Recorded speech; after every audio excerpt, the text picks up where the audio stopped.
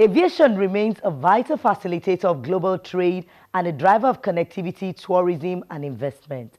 Cargo movement is an essential part of global trade, and International Air Transport Association's data for global air freight markets in September 2016 showed that demand, measured in freight ton kilometers, rose 6.1% year-on-year. Here in Nigeria, the government is seeking to push agricultural exports in the face of foreign exchange scarcity for imports. Our guest on the program tells us why tariff must fall to improve imports and not depend on exports alone. Welcome to Aviation This Week on Channels Television. I'm Bukola Joe Oketumbi.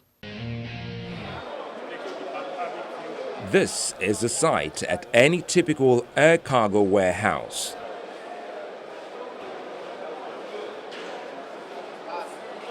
It's usually a beehive of activity.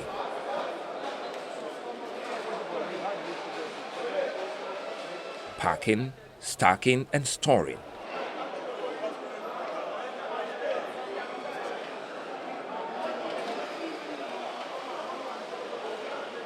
Air cargo is usually any property carried or to be carried in an aircraft.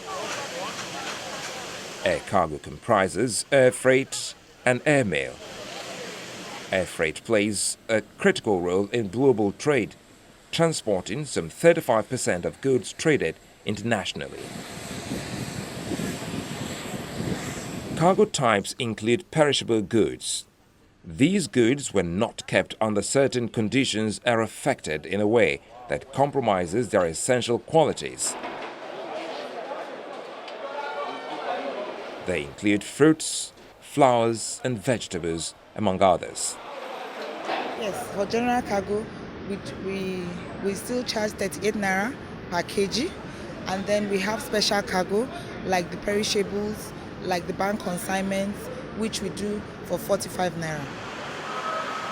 Valuable goods are any that include gold, platinum, banknotes, and they are usually kept specially. Dangerous goods are articles or substances that may pose risk to human health, safety, security, property, or the environment. Types of dangerous goods include explosives such as firecrackers, fireworks, ammunition, and bullets, among other things. Live animals which are domesticated or otherwise not kept in cages or packaging that are suitable and safe.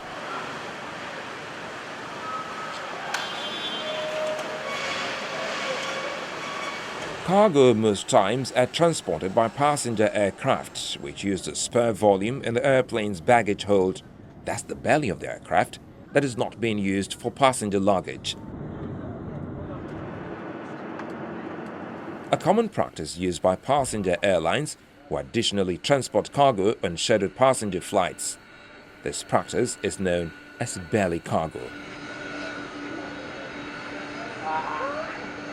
Cargo can also be transported in the passenger cabin as carry-on or an onboard courier. There are cargo aircraft dedicated for the job. They carry freight on the main deck and in the belly by means of nose loading or side loading.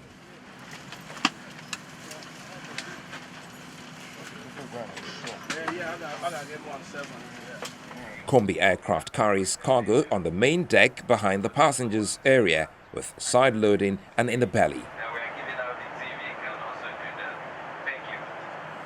While air travel helps to move cargo quickly across continents and within countries, the International Air Transport Association says data for global air freight markets in August of 2016 shows that demand, measured in freight ton kilometers, rose by 3.9% year-on-year. IATA's Director General and CEO Alexandre de Ginac said the August numbers showed improvements in cargo demand. He added that while this is good news, the underlying market conditions make it difficult to have long-term optimism. He insists economies need to grow out of the current economic doldrums and governments should be focused on promoting trade, not raising protectionist barriers.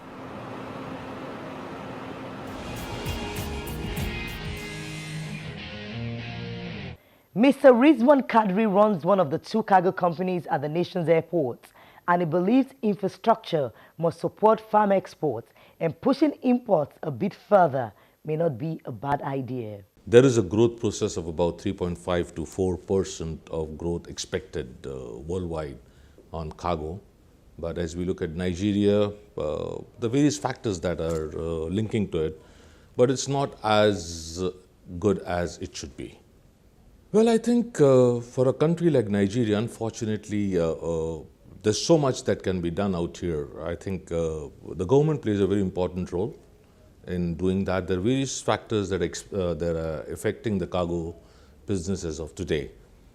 The time of the year, the time of economic crisis that is there, the government should actually open up. They should encourage imports in the first place, because since we don't manufacture too much over here and we don't export too much over here, so people like you and me have to rely on imports.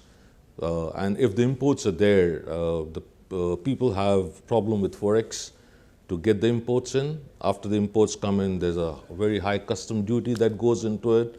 All those factors put into place is discouraging the importers, number one, to get stuff in.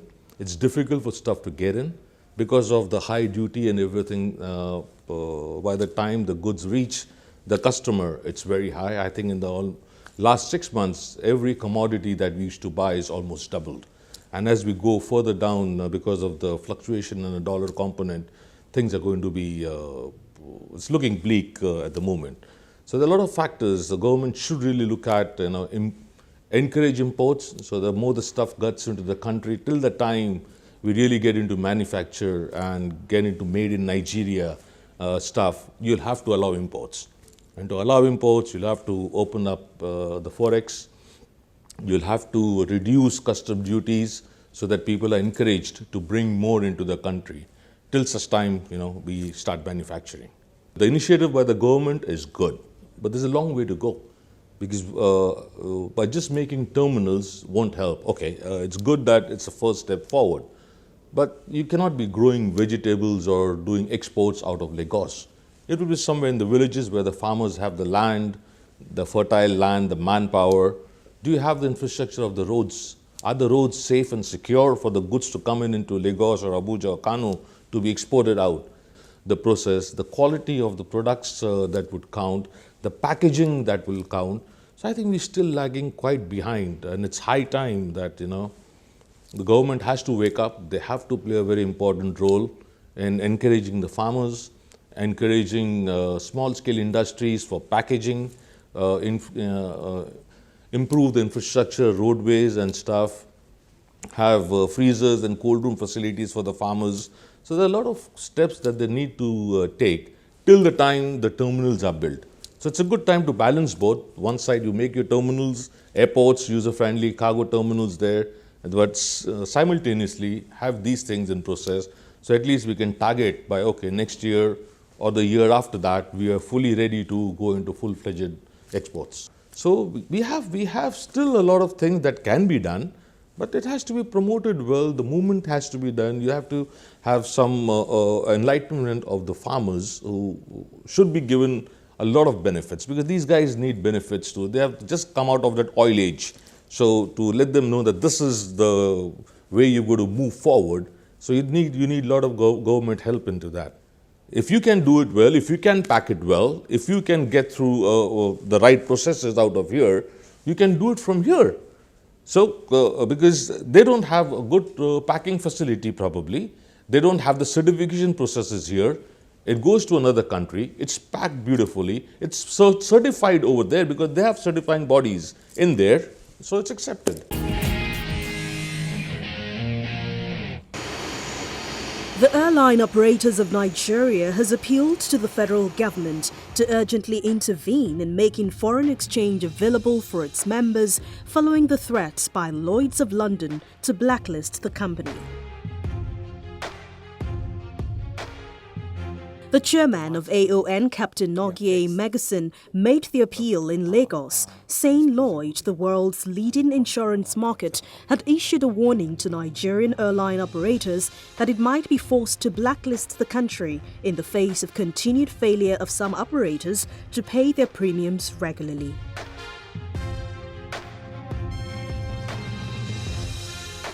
The company's representatives who were in Nigeria recently had noted that the Nigerian market was a high-risk market, with the volume of business modestly small and airline brokers not paying their premiums. Megason said the developments might have far-reaching consequences for the aviation industry and the country. He said the airlines claimed that they had Naira but could not pay premiums because of foreign exchange constraints. The Nigerian Civil Aviation Authority has suspended the medical certificates of 5 cabin crew members for drug-related offences. According to a statement signed by the General Manager Public Relations NCAA, Mr. Sam Aduraboye, the 5 crew members tested positive to marijuana during a multi-drug screening test conducted on participants of the Cabin Crew Training Basic Course 30 at the Nigerian College of Aviation Technology Zaria, Kaduna State on June 2, 2016. NCAA explained that it had investigated the matter and had established that they all tested positive to marijuana. The regulatory body said that upon the findings, the defaulted crew members no longer meet the requirements for the issuance of a cabin crew license until they are successfully rehabilitated and reissued the medical certificate.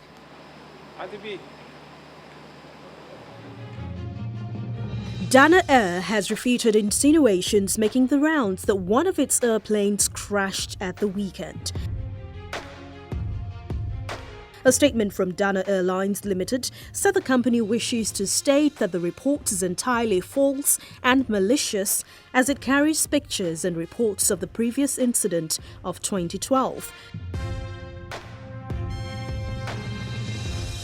The airline said it will continue to adhere strictly to all local and international regulations in the delivery of safe, reliable and world-class air transport.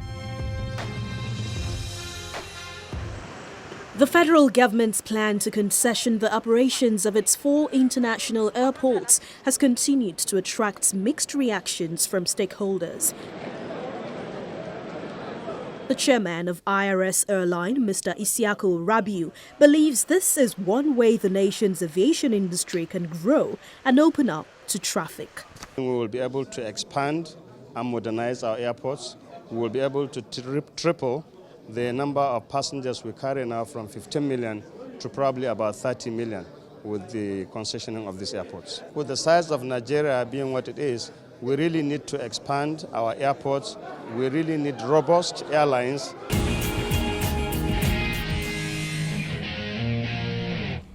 See how the Boeing aircraft keeps changing the face of air travel. That's after the break. Do join us again.